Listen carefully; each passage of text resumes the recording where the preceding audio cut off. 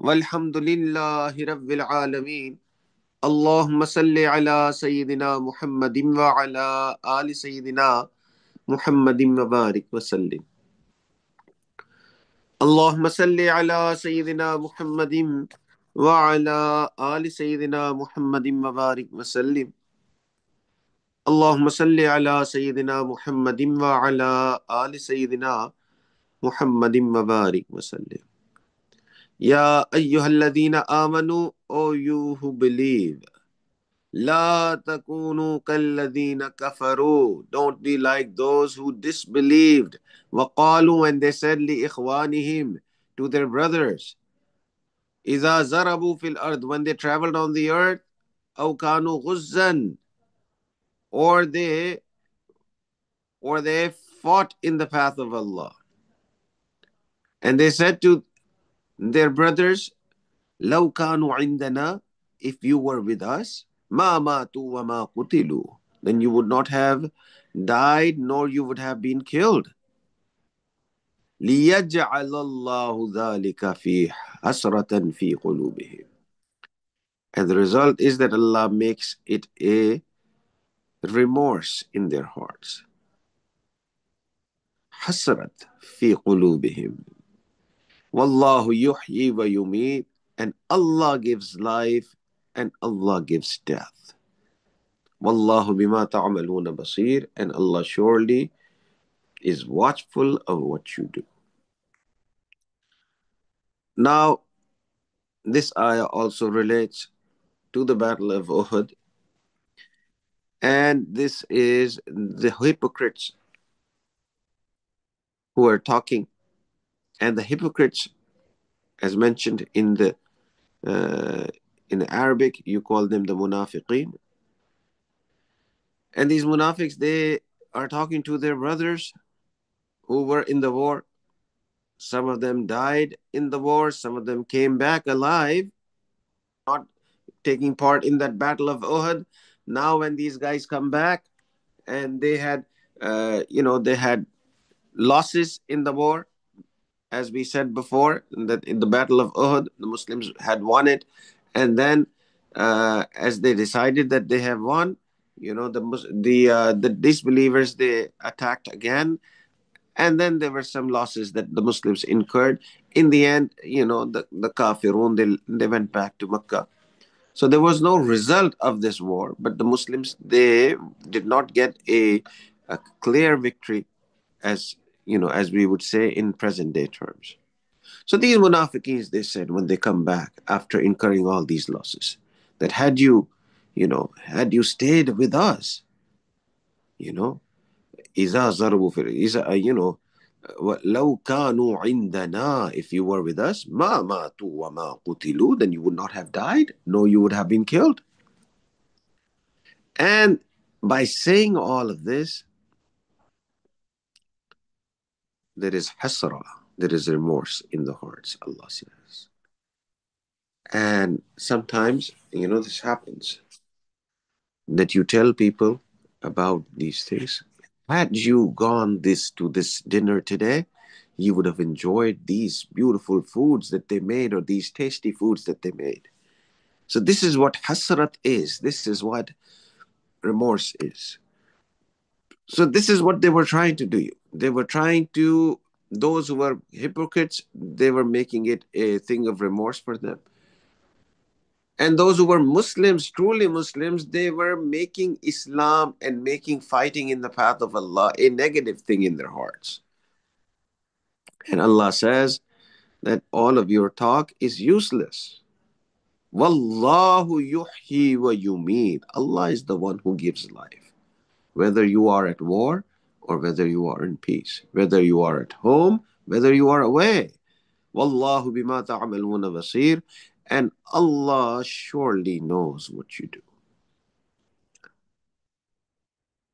So there's two important things that we learn from this blessed ayah. One, we learn the conditions of the war and how it took place. And there was a significant amount of munafiqeen that were present in Madinatul Munawwarah. Even after the Muslim empire or Muslim, uh, empire had started.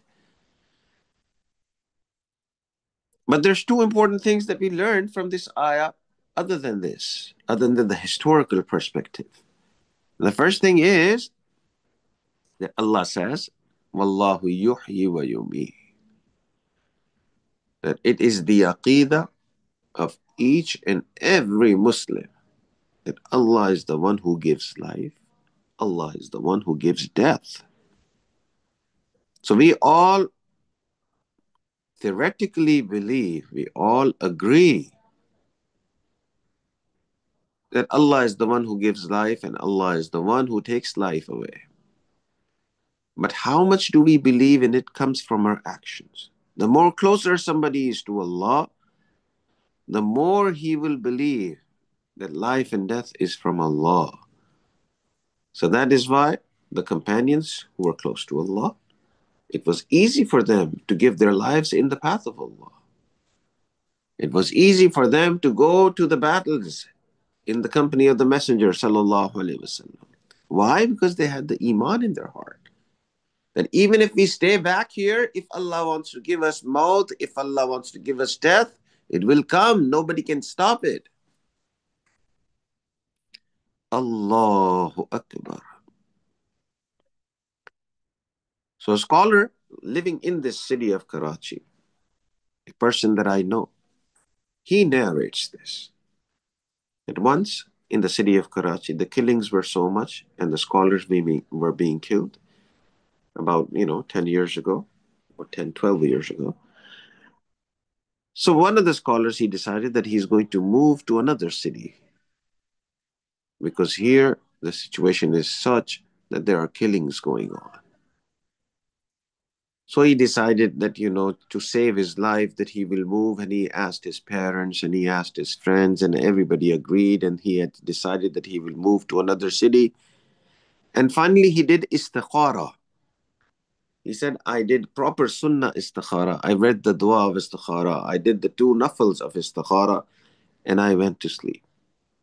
He said, the next morning, I woke up and I did my Fajr prayers, and it was my habit to read the Quran after Fajr prayers. He said, as soon as I opened the Quran, the first ayah that I read, the meaning of the ayah was that there was a group of people who traveled, who left their homes and went to other city to avert death. But when they went to that city, death was supposed to come to them. They died in that city that they moved to avert death. Allah. So this scholar says that this was the answer that I got for my istikhara that I did. That life and death is from Allah. And nobody can increase his life, nobody can decrease the time that he has to stay in this world. So this is the first lesson that we learn from this ayah. That it should not only be a lip service that life and death is from Allah, it is a truth that should be embedded in our hearts. That I cannot increase my life by 1 minute and I cannot decrease my life by 1 minute. Whatever Allah has decreed will happen. The second sign, the second important thing that we learn from this ayah, that what people say has an effect on our minds and on our hearts. If somebody is giving us positive thoughts, then we will become positive. If somebody is feeding us negativity, then we will become negative. And this is what the hypocrites were doing. That look, you lost the war. Look, you incurred so many losses in this battle. Had you stayed back with us, you would not have died. Look, so many people died. And look, so many people got killed. So this is negativity. So when you have people who feed you negativity, then you become negative. In the same way, if there are people who feed you positivity, then you become positive. And if you want to do big things, whether it is in the field of Islam or whether it is, in the worldly fields, you have to be positive. You have to have a big heart. You have to accept defeats and still carry on. And when you have people who help you, who make you positive, then they play a positive role in your life. And people who make you negative, they play a negative role in your life. And the Mashaykh have said that the sign of the Wali of Allah is that he will always be positive and he will always spread positivity.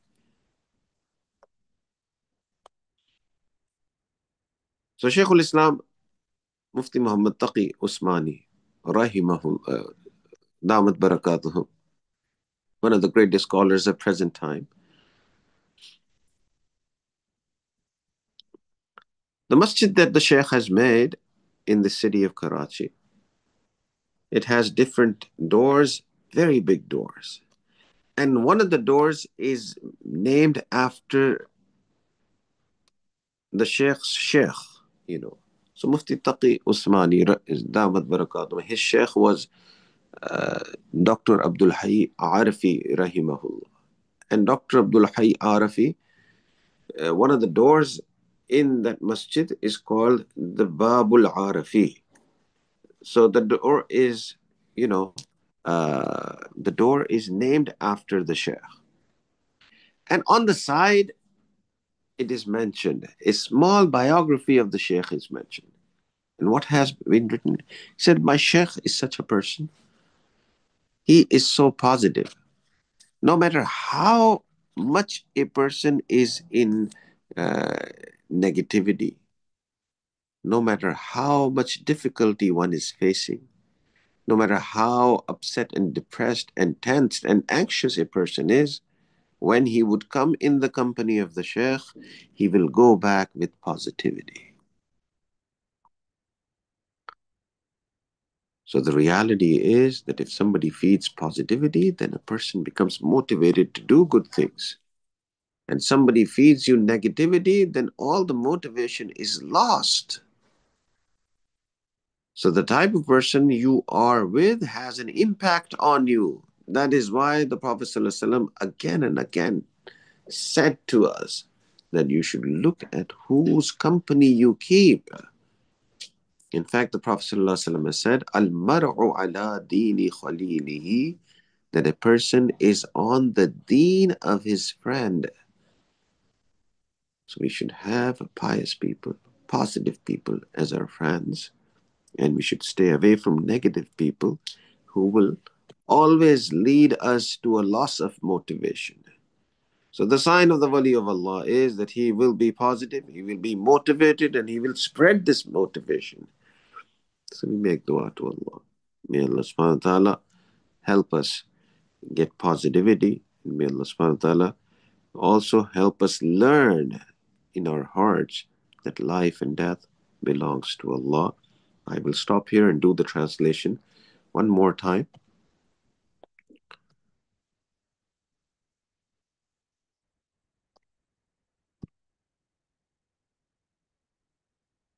Do the translation one more time. أعوذ بالله من الشيطان الرجيم. بسم الله الرحمن الرحيم.